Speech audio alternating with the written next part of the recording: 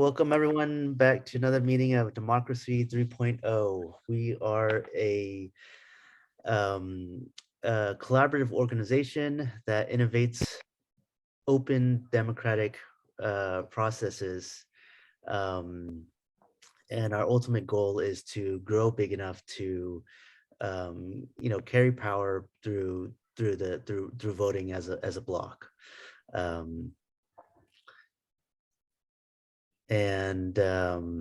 Yeah, so I guess we have three people today, so we can speak as we wish. Before the meeting, TC and I were talking a little bit about China and what it's like to live in China, and Yes. recent. And I like that. I thank you, uh, Eddie, because it's something I'm very curious about. And hi, Sass. It's good to see your face. I got to talk to Hey, Sass this morning. We had a great conversation. It was fun. If you don't mind me talking out of school, Sass, telling people about how much I enjoy you. you're fine. Go for it. Yeah. Are you going to get enough money to color your hair again? Eventually. All right. That's good. I like the color. Thanks.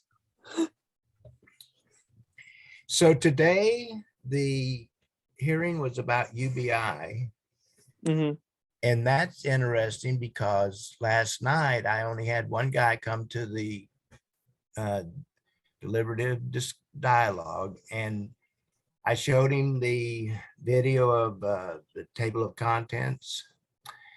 It's a 2-minute video or something, but anyway, out of it, what came to discussion was he wanted to know how would it be paid, how would UBI be paid for?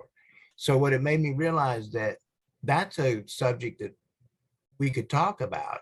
So I think this Wednesday, I'm going to make that the subject. And I'm going to look for some people that are really into UBI and are aware of it and highly conscious. Yeah, I have some ideas about that, and I've talked with Brian a great deal on our previous on the YouTube channel that we did before Democracy 3.0. There is a guy named Jeff Crocker, and he has a book called, oh, I forget what it's called. I think it's called something like Sovereign Currency and Universal Basic Income. And there, it's, I think it's a little bit complicated to talk in a way that immediately makes sense to everyone, even if they don't do a lot of thinking about economics. But the thing is that paying for something on a societal level is different from paying something for something personally or as one organization within a system. So there's really two questions. One is, how does the system pay for it, I suppose, and the other is, how would an organization pay for things within the system? And so within the system, so you could think about it like a giant game of Monopoly. So within the system, within the Monopoly system, each player has a certain amount of money. They get money in, they pay money out, and that's how they receive money, pay money. They have to balance their income and expenses, and hopefully they want more income than expenses. But then, from outside of the system, um, it is a slightly different question. And it's like, from outside of the system, then you think, okay, on every turn, every player gets, what is it, like $200 in Monopoly? $100, 200, I forget. 200, yeah. Um, and so that money goes into the system, and then the players, they purchase, they purchase real estate, they purchase hotels, things like that, and the money, circulates within the system. Um, so that's the dynamic, and it's a different dynamic. So when you ask the question of how do you pay for UBI, I think the only appropriate way to the best way to understand that question is to look at it from outside the system. How does the system pay for UBI?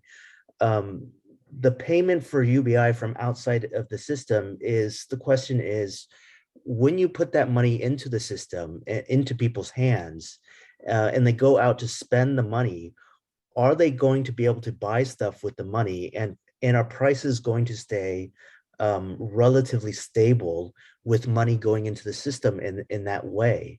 And so the most relevant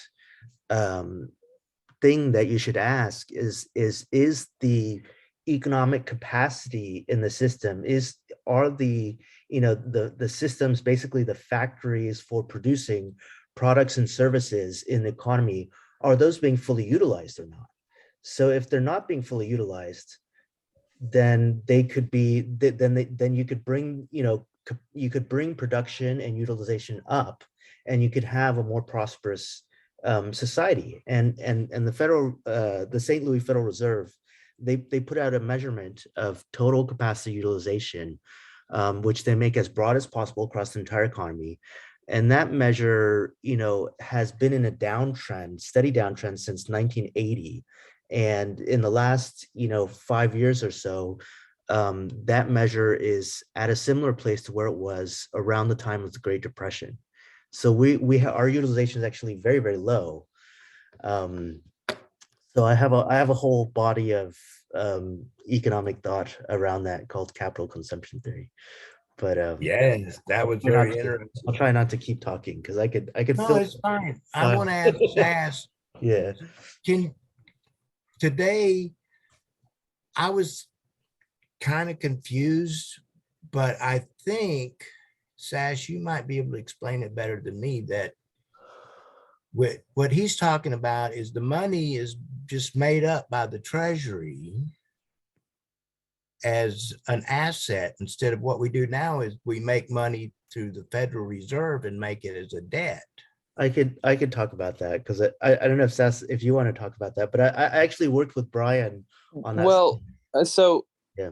actually, Eddie, I do think you're going to be able to answer that question better than me. So I'm not going to try to answer that question. I'll let you do that. But I want to add on to what you were saying previously. I agree with what you're saying, that like, if we look at kind of the more ideal way of thinking about how an unconditional basic income would operate, like thinking about like inside the system and outside the system at these kind of very high level concepts, is the right way to, is like a really important consideration to have. And then I think there's the secondary consideration of like political viability, which comes down to like, maybe the solution, at least at first, at least right now, is to try to make it work within the system that we have, just to get it started and just to get people out of that scarcity mentality, and use that as a stepping stone to a better way of paying for it in the future, a better way of making it happen, and thinking about it outside of the system. So very much, CC, when you said you were going to talk about like how to pay for it, like there are very many ways to pay for it. It comes from all sorts of different philosophies. Eddie has just spelled out his, and I think it's a great one.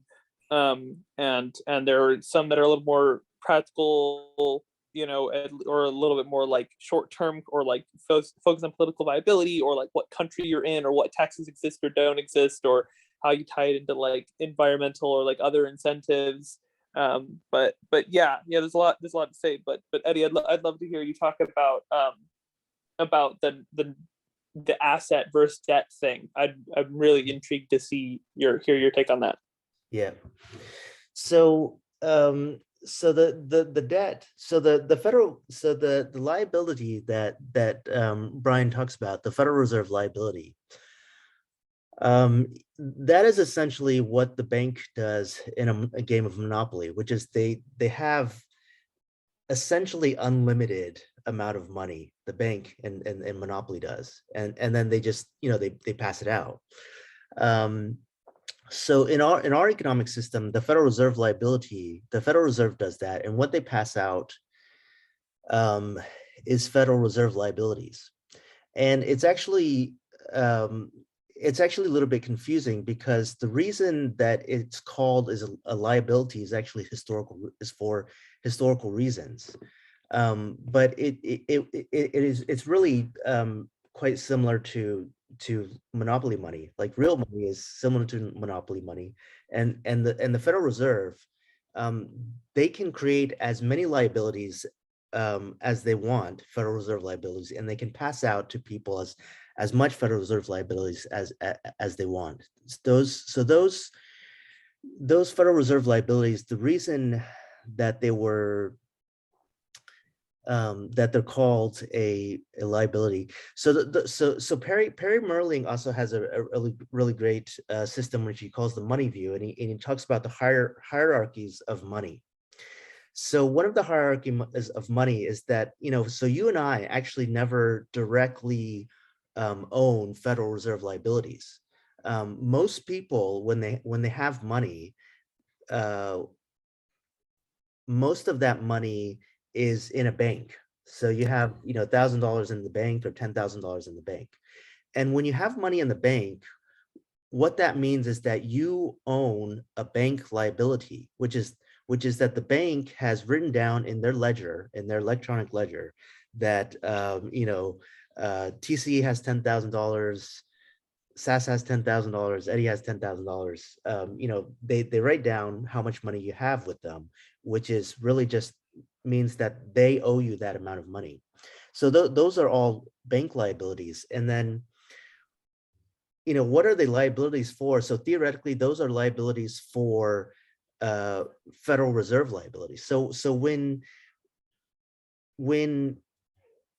you say TC has one bank and SAS has another bank, and TC takes $1,000 and he sends it to SAS. So you do a transfer, or you swipe your debit card or whatever. So now we need $1,000 to go from one bank to another. And the way that those two banks do that is that they go into their bank account at the Federal Reserve. And at the bank account, Bank A may have $100 million and Bank B has $100 million. And so when TC sends money to SAS, then Bank A will go into their Federal Reserve account basically and say, okay, my client TC sent your client $1,000, so I'm going to transfer $1,000 into your bank account at the Federal Reserve. So now the Federal Reserve owes $1,000 more to Bank B, and Bank B owes $1,000 more to SAS. That's the way it works. And the reason that the interesting thing is that the Federal Reserve liabilities, prior to 1970, those were actually convertible to gold. So it used to be that gold was the ultimate money, and that the Federal Reserve liabilities used to be payable in gold. So when we did international trading, it used to be that other countries' central banks could come to the U.S. central bank and say, I would like to turn in my Federal Reserve liabilities for gold, and I would like to get the gold out. After 1970, we cut off that link. And so Federal Reserve liabilities are no longer payable in gold. So actually, they're actually no longer liabilities, but they're still called liabilities. Yeah. But what we're talking about with the Treasury, so TC, go ahead. I have a question. Yeah. You're using the word liability. Yeah. Now, I don't know, maybe something happened that I don't understand, but I thought that the way it worked was the Federal Reserve invents the money but loans it to the Treasury Department. Yeah, that is one of the things they do. So so we have to to go from the simple model and to add, so you're talking about sort of monetary policy, and traditionally monetary policy means that the central bank, based on the idea of Keynes, based on Keynesian economics, they say, if the economy is sort of going too slow, then they say we need to add more money to the system. And then they try to do that in a neutral way by saying what we're going to do is we're going to put more money into the system in order to lower interest rates. And so the way you lower interest rates, so debt, the way they lower interest rates is, the debt of the treasury, that's the debt of the federal government. The treasury debt, that's sort of like the king of debt. And so the Federal Reserve basically goes into the market for treasuries, and then when they want to stimulate the economy and put more money in, they buy treasuries. And the effect of them buying treasuries is that it tends to push down on the interest rates.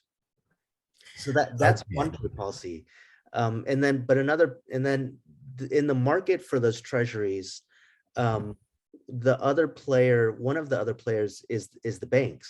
So the banks, they will also, buy a certain amount of treasuries, for their holdings. Okay. So that seems like a very a lot of back and forth and whatnot, and you owe this bank owes that reserve, that everybody owes somebody something. Yeah, So talk about the asset where the treasury would give out money each month as an asset, not as a loan, but as an asset. Here, this exists as the goodwill that you've created for this country, and we're yeah, going to give it to you for that. So now it has value. yeah. So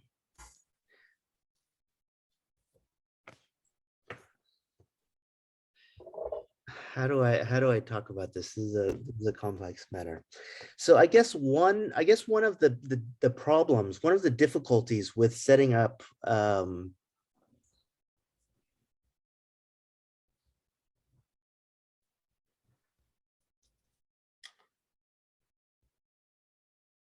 see. So uh where to where to begin? So the fundamental difference really, is that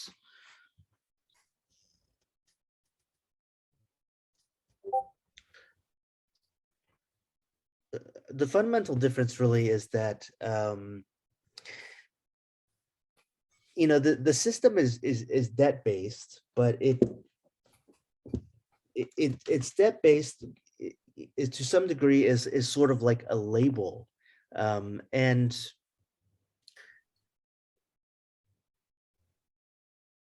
the weird thing about the current system is that you have this Federal Reserve and it keeps this balance sheet, and it sort of pretends that it's not, the bank in Monopoly. Like, it sort of pretends a little bit like it's not creating money, but the fact is that it actually is creating money. And so it does like sort of weird things a little bit, um, because people think of it as having a balance sheet. But the way I guess, I think one good way to think of it is that the Federal Reserve, it keeps its balance sheet at zero, so it keeps it balanced. So it has liabilities, which means it sort of owes, other people in the economy, and then it has assets, which means that it has, bought the debt, which means that it People owe owes them. debt of entities in the society, mostly the government, and it keeps that balance. And but the Federal Reserve is really just the head, the controller of the monetary system. What it should really do is it should actually not balance it, and the Federal Reserve should actually have like negative, equity. And if the Federal Reserve had negative equity, that would mean that the rest of society has positive equity. Um, and so that is sort of what we're trying to do with the Treasury dollar bills, which are assets. They're simply having money, you know, all of society should have a positive amount of money, the same way you do in Monopoly. Like everybody has a Right. certain amount of money, and then you trade the money, and that's how it works. But the system right now, it's set up to sort of balance when it actually should not balance. There should be a positive amount of money. I'm sorry. It's okay. Go No, ahead. no, no. I have a thought. Yeah.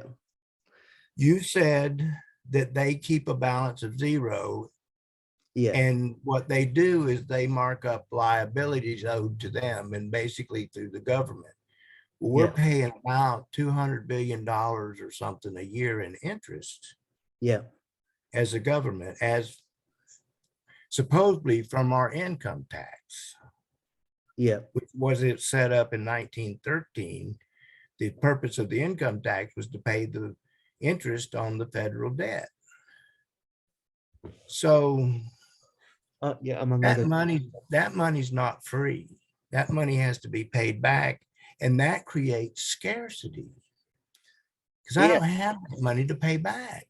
They didn't Yeah. give me the money to pay it back. They just gave me the money. Yeah. Yeah. Yeah. Yeah. So I'm thinking that just forget the banks for a minute, because they got a real interest in keeping this system alive, because they're making buku monies off the interest. They make up money out of nowhere and then they receive interest for it. That's a good system for the bank. Yeah. But I'm saying Well, we they're do also like legacy institutions. Yeah. as a country, as a society, as a unit of people working together, we Yeah. could say, no, we're going to just give people money as an asset. Yeah. Exactly. Exactly. Yeah. The problem with the current system is that, you know, by putting money into the debt market, you know, who's able to access that money is the wealthy, and the large corporations are able to access that money because they can borrow relatively cheaply.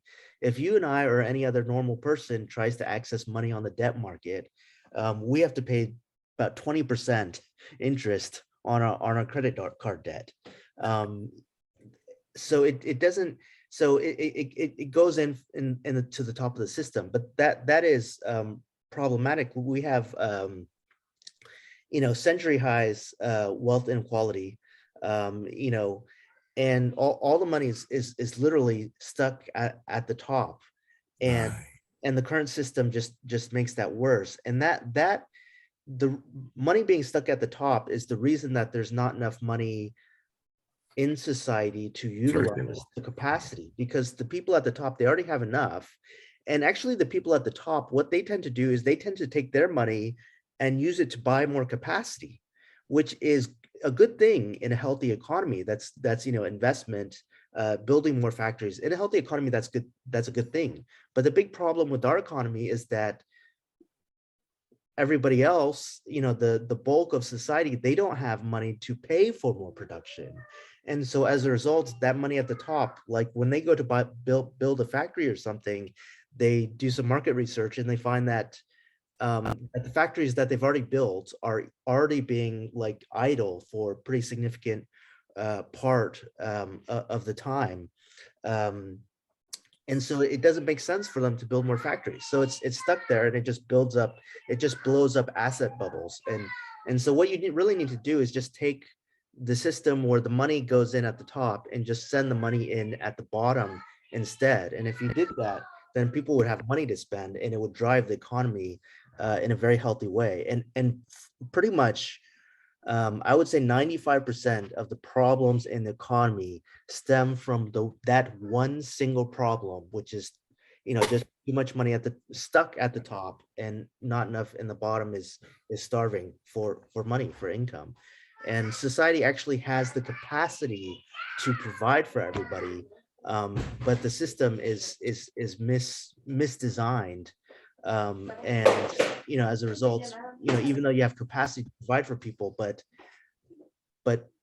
businesses in the system are not allowed to provide for people because those people don't have money to hand over to the Right. businesses um, in the current system. So Yeah, Sash, you economics want to get in 101. here? Yeah. I was going to Yeah. ask you, you want to get in here? Yeah, let's Yeah, get in here. yeah, economics 101. The number one way to get the economy moving is for consumers to spend money. Yeah, Well, exactly. all the money is stuck not being spent.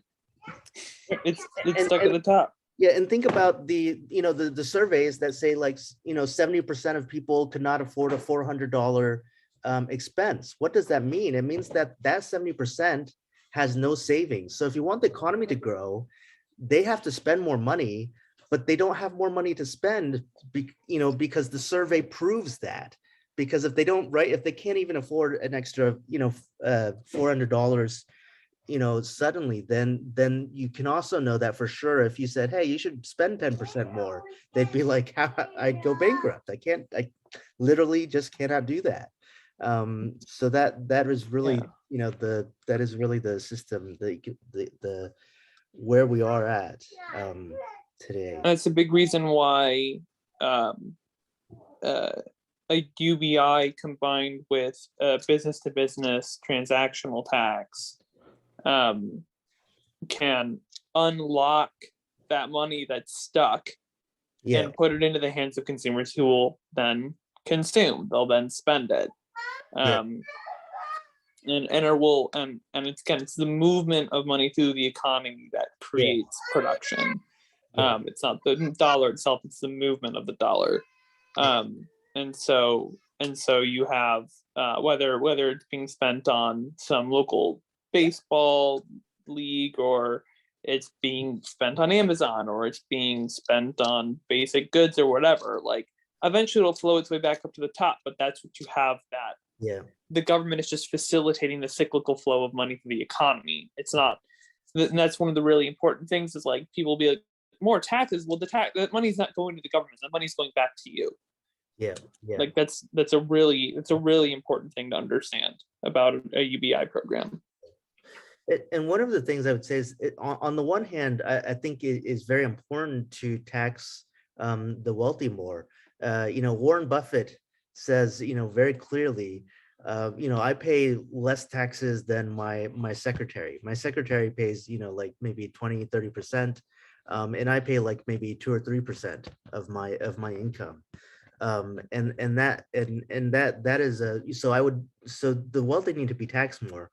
But on the other hand, I would also say that if you simply put the money into the bottom of the system, that alone, even without changing the tax system, would actually fix the problem. And what would happen is that money stuck at the top would actually be able to flow down again into being invested into factories and creating more productive capacity. Like that alone would actually fix the whole thing. On the other hand, taxes, we do need to tax the wealthy. And one of the problems of the system, which is also a sign of where things are, is one of the problems is that the government doesn't bring in enough taxes. And so the government, the government builds up these huge debts, which are a potential point of failure. They're not guaranteed to fail, but they are a potential point of failure. And we should fix that and make it more stable, by having the government actually, bring in enough tax revenue, so that it doesn't build up large amounts of debt.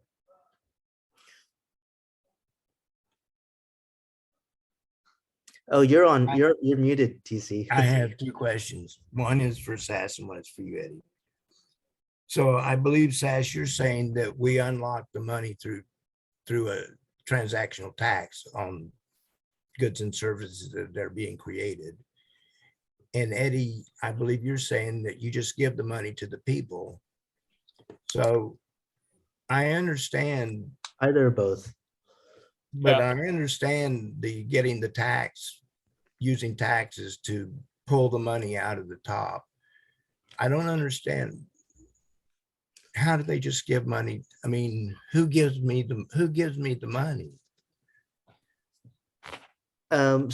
So the really who needs to give you the money is the bank. There, so there's two ways to do it. One way, so again, if you think about it as a game of Monopoly, and then you have a problem because say one of the players, um, so let's say it's like Monopoly, but it's not exactly Monopoly, because Monopoly is, the point is to beggar your neighbor.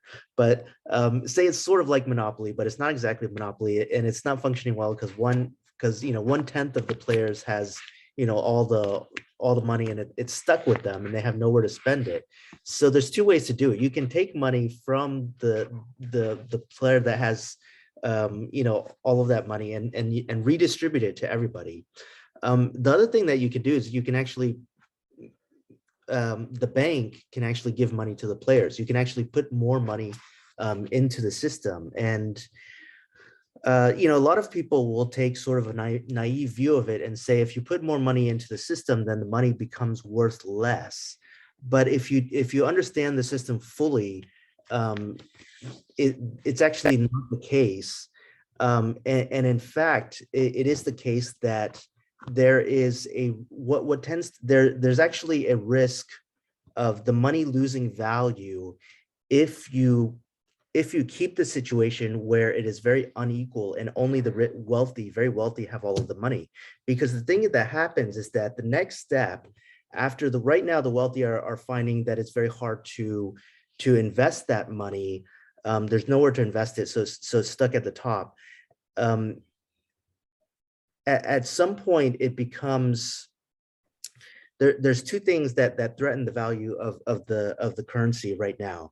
So one thing is that eventually the wealthy find that these assets are like way too high, and then they get scared about that, and so they sell their assets. But then they're also worried about the money because government has a lot of debt, and the government is sort of stuck sending more money into the top. So they're worried about that, and then they actually get rid of all their money. They actually sell their money. They use it to buy things like real estate, gold, Bitcoin, things like that, and commodities. So they want to get rid of all their money. So they buy things with it, and they to get rid of their money, and that drives the prices up. That's one dynamic, and the other dynamic is that businesses in the economy, they start finding that demand is very inelastic, that their customer base is only like the 20% who are doing pretty well.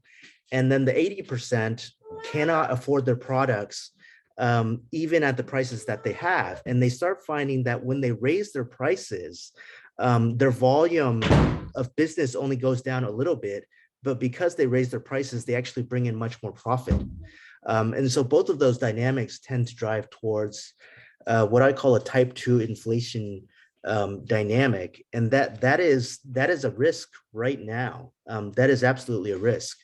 And the best way to prevent that risk is actually to put more money into the bottom so that the system becomes more equal, and it functions better, and that money has a productive place to go, instead of being stuck at the top. Go ahead, TC. Well, actually, before TC, Go ahead, Chaz. I want to. This is really fascinating listening to you, Eddie, because really this is all kind of tying it back to this capacity utilization problem. That like, as the capacity utilization drops off, all of these other more and more problems start to manifest. And so now companies are empowered to price gouge in a way that they haven't been previously, because their demand base, or their customer base is not affected by the price gouging nearly as much. It's inelastic. The demand is inelastic. Yeah. As you said, the reason, and that's because of the wealth inequality, which is created by this low capacity utilization, and then that just further separates. It's eating itself. And so that's a really good point, because I was thinking about this the last couple of days about like, man, this price gouging is getting ridiculous. If we actually did a UBI, would we see more price gouging? But you've just explained to me why actually no, it's the reason the free market is not operating correctly is not just because of this like fundamental failure of capitalism, whatever that people, that lefties like to talk about. Like it's because its capacity utilization is so low, and that it comes back to what I always used to say, which is that um, like printing money and giving it to consumers, like regular everyday consumers, does not cause inflation until capacity utilization is closer to 100%. And then you can start to worry about inflation. Yeah. But until you reach that point, it's just filling it out. And so that's a really good, you help to reset my mind on that. But yeah, it's this capacity utilization is incredibly important. And so while it be, we talk about like political viability, maybe you do have to, get more corporate taxes or something in order to pay for a UBI. Like ultimately, like we could just print money and give it to people right now and we'd be fine for a while. And I actually have on my Freedom Dividend page, I have a clause I have a paragraph down toward the bottom that talks about like a capacity utilization clause where a lot of the money is just printed until the capacity utilization is higher, and then we stop printing money and we take care of it with taxes, and there are automatic triggers for it. Yeah. But the capacity utilization is an incredibly important metric that is just totally ignored. Yeah, absolutely. Demand elasticity is huge also. And, every year when they send the checks out in Alaska, all of the businesses have a big sale because they want to capture that money in everybody's hand. And that's exactly what would happen, is that right now it's inelastic demand, but if you make the demand more elastic and everybody has some money then that they could spend at that business, then the business is incentivized to actually keep prices low because that would allow the most people to buy their products, and that would drive their profits up by increasing volume, which is what you want. That's increased production rather than getting more profits by increasing their prices, which is what you don't want. So my question was, when you give people money from the bank, is it still debt? Does it have to be paid back? It's not debt, and it doesn't have to be paid back. Okay. Yeah, it is. Yeah, it's not debt. It doesn't have to be paid back. There's a difference between there's a difference between an asset which is somebody else's liability. So say say I owed you $100. Then when you think about the money that you have, part of it is you would think of, oh, I've got $100 with Eddie. Eddie owes me $100. So I've got $1,000 in my hand, but I also have $100 that Eddie owes me. That is an asset which is somebody else's liability. It's an IOU relationship. And then there's a whole other class of assets, which are assets that are not owed by somebody else. So for example, if you were to build like a small, like a dumpling machine, and the dumpling machine, put out like $100 or $1,000 worth of dumplings, a month, which is $10,000 a year, then, finance says that $10,000 per year worth of dumplings that the machine makes, that's worth $100,000. So your machine is worth $100,000, and you have $100,000 of wealth, and it doesn't involve anybody else owing you $100,000. It is simply $100,000 that is owned free and clear. And another thing that belongs in the pure asset class is money. What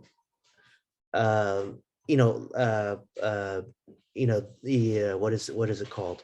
Base money also belongs in the pure asset class. It is simply something that you own. So that used to be gold, but there's no reason that cannot be anything else, such as dollars, or such as cryptocurrencies.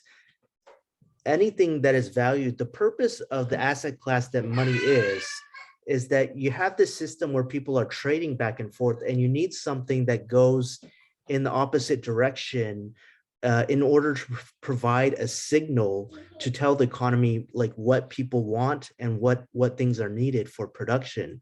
And that thing, which is money, is actually a pure asset. Like that is the best and most accurate way to understand it.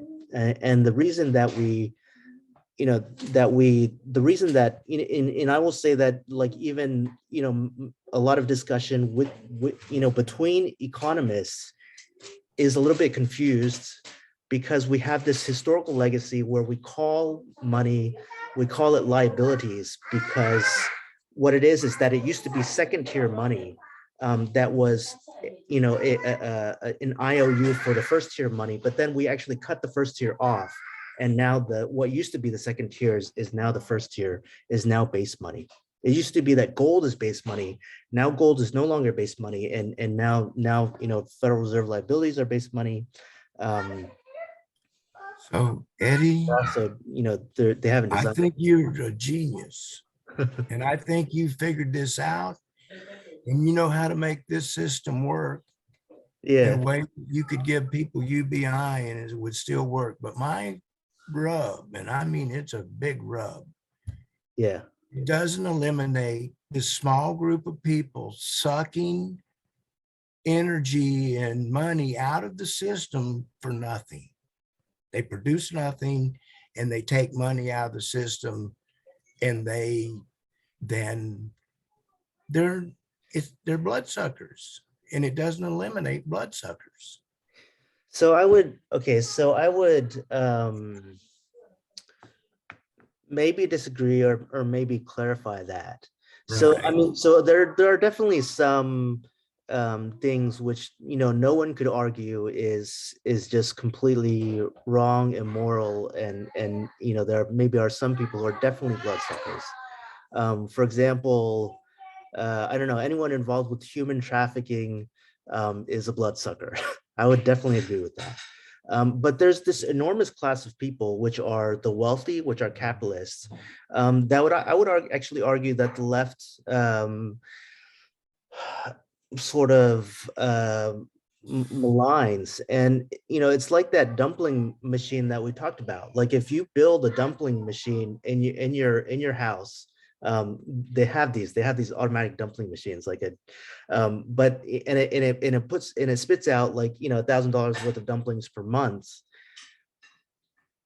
That's production that you own, and you're responsible for it. Right. And if you built it, you made it, or even if you bought the parts from other people and then put it together, it belongs to you. The production belongs to you, and it is your production. I mean, it doesn't belong to the Well, dumpling machine you itself. said it was worth $100,000. Where'd that money come from? It's worth $100,000 because in the next 10 years, it will spit out $100,000 worth of dumplings, because it does $1,000 per month. So every year it puts out $12,000 worth of dumplings, and there will exist in society $12,000 extra worth of dumplings in the next year, because of the existence of that machine, because UTC bought the parts and put it together. In the next 10 years, there will be $100,000 worth of dumplings. So that is where that value comes from. It's Okay. real value, and it should be encouraged for people to create production. So that is actually a good thing. But the problem is that the whole system is warped, and as a result, you've got all this other stuff. But the basic thing that capital does most of the production in the economy. The major difference between our society right now and the society 200 years ago is the existence of all sorts of different types of machines using all sorts of different types of technology, and the organizations that organize those, that production. But it's responsible for most of for our prosperity. So I have a friend who's like more more leftist than I am, and he says that he says the capital consumption theory ideas, those are are good intellectual framework for the left. And he figures that the left, basically lacks for a good intellectual framework because, it goes back to Karl Marx, which was 150 years ago. And I would also say that, the ideas of Karl Marx, like they sort of, some of the good parts are not as, don't seem to get propagated as widely. And some of the parts which I think are slightly off, have taken over. And it's because, it gives people somebody to blame. Yeah, well, I'm sorry I called them budsuckers. I was in the heat of the moment. And as a carpenter, I saw banks as, I was making $5 an hour and they were getting 3 times the price of the house just for putting up the money. Yeah. And I mean, to me, that was just so not right. Yeah. And so what I want to say is that the people that own the banks and are running the banks, they believe that they're doing a service, that Yeah. without them, the economy couldn't run because they're putting up the money that allows the contractor to build the house so that he can sell the house to the consumer. But they really believe, they don't feel that they're doing, they feel like they're doing a good service when they're really creating a situation where you're paying back 3 times the price of the value of the house to somebody that all they did was they gave you some money. Yeah. Well, I would actually say that capital does have time value, and like resources today, they are worth more resources in the future. That's that is built into that's based on your dumpling machine. So if you took your dumpling machine and then you could only eat like 1/10 of it, and then 9/10 of it you sold, and then you sold it to other people, and then you used that money to build even more dumpling machines. So you start off with 1, and then in a few years you have 3, and then you have 10, and then you have 100. That's a very real dynamic. I mean, you see that in certain games, like if you play StarCraft or something. Things, investing creates exponential returns, and the whole of society is actually doing that. And that's good. But the problem is that it is restricted to a very small class of people, and it really should be available to everybody. It should be set up so that everybody directly or indirectly owns a certain amount of capital, and everybody is benefiting from the very real, from the very real, production that creates. So Sass, did you want to get back in? Yeah. Well, we're past 10 o'clock, and we haven't talked about democracy at all on our Democracy 3.0 meeting, and somebody else just joined.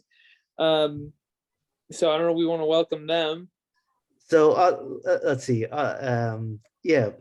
Hi, Edwin. Welcome to the meeting. Thanks for coming. Hi, I'm Edwin, just a representative from the United People's Assembly. I think you guys know Neo, and Oh yeah, he absolutely. referred me to come on. I'm just here to check out, see if Yeah. if you guys need help or anything. Yeah, I'm glad that you came.